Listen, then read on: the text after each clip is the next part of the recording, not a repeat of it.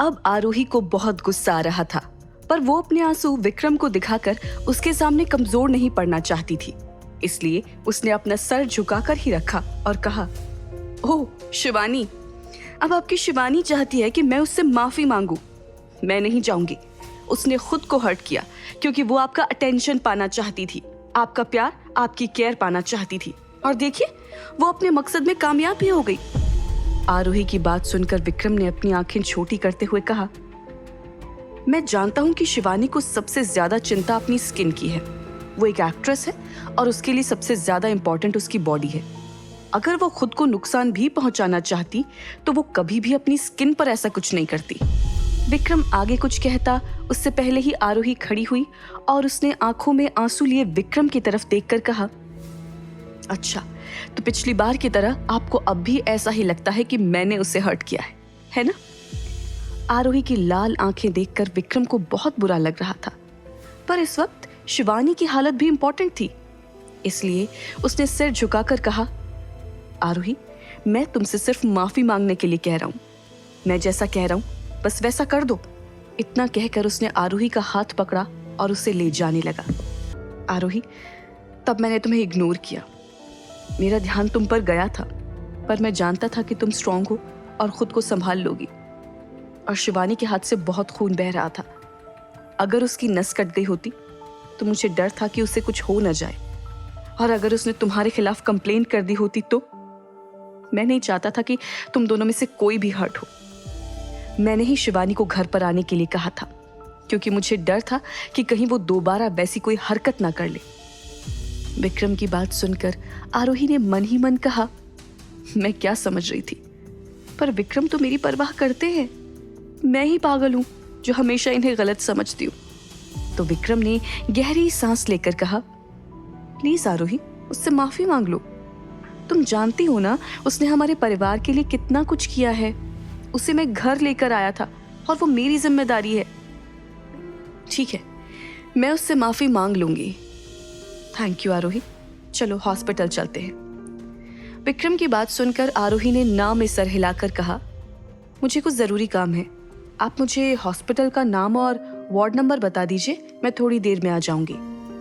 विक्रम ने उसे एड्रेस दे दिया और वहां से जाने लगा। तभी आरोही की नजर नीचे पड़े कांच के टुकड़ों पर गई और उसके दिमाग में एक आइडिया आया। तो उसने झट से विक्रम का नाम पुकारा। विक्रम, जो दरवाजे से बाहर ही निकलने वाला था, उसने पलट कर देखा। तो आरोही ने उससे कहा, चलिए एक बेट लगाते हैं। शर्त? कैसी शर्त? पर अगर मैं प्रूव कर दूं कि शिवानी ने खुद का हाथ काटा था तो आप उससे कभी नहीं मिलेंगे। क्या आप ये शर्त लगा सकते हैं? ठीक है, डील करते हैं। विक्रम को जाते देख आरोही ने नीचे पड़े कांच के टुकड़े संभालकर एक पॉलिथीन में जमा किए और अपने दोस्त को फोन कर दिया। जैसे ही उधर से कॉल रिसीव हुआ, आरोही कुछ कहती उससे पहले ही वहां से आवाज आई, आरोही, मैं तुम्हें कॉल ही करने वाला था। कल तुम्हें पुलिस लेकर गई थी तो सब तुम्हारे लिए परेशान थे। आरोही ने शांति से कहा, रोहन, इस बारे में हम बाद में बात कर सकते हैं। पहले मैंने तुम्हें जिस वजह से फोन किया है उस बारे में बात करते हैं। मेरे पास कुछ कांच के टुकड़े हैं, क्या तुम उस पर के फिंगरप्रिंट आइडेंटिफाई कर सकते हो?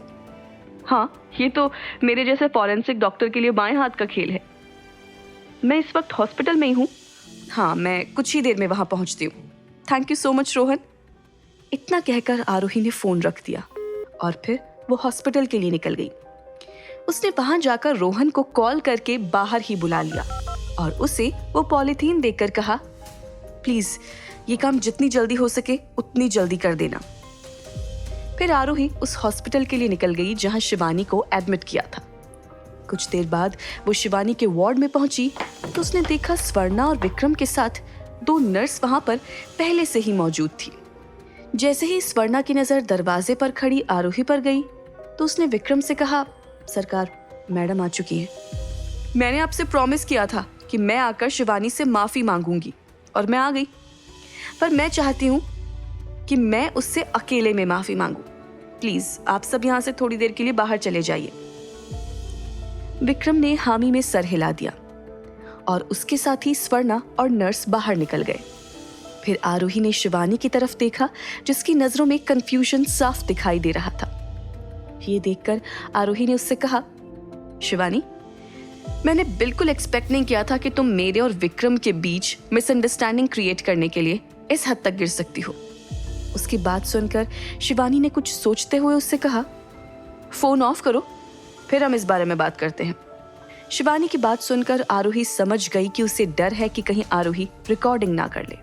उसने बिना किसी झिझक के फोन ऑफ करके उसके पास ही बेड पर रख दिया और कहा, क्या तुम अब मुझे सच बता सकती हो कि तुम चाहती क्या हो? आरोही की बात सुनकर शिवानी ने उसे घूरते हुए कहा, तुम सही सोच रही हो।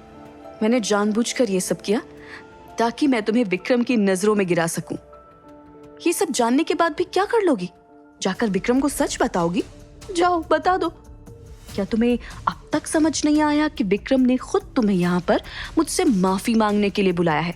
इसका क्या मतलब है? क्या आरोही शिवानी का सच विक्रम के सामने ला पाएगी? क्या वो शिवानी को विक्रम की जिंदगी से निकाल पाएगी? क्या विक्रम आरोही के लिए शिवानी को हमेशा के लिए अपनी लाइफ से निकाल देगा? जानने के लिए सुनिए इस कहानी का अगला एपिसोड सिर्फ पॉकेट FM ऐप पर।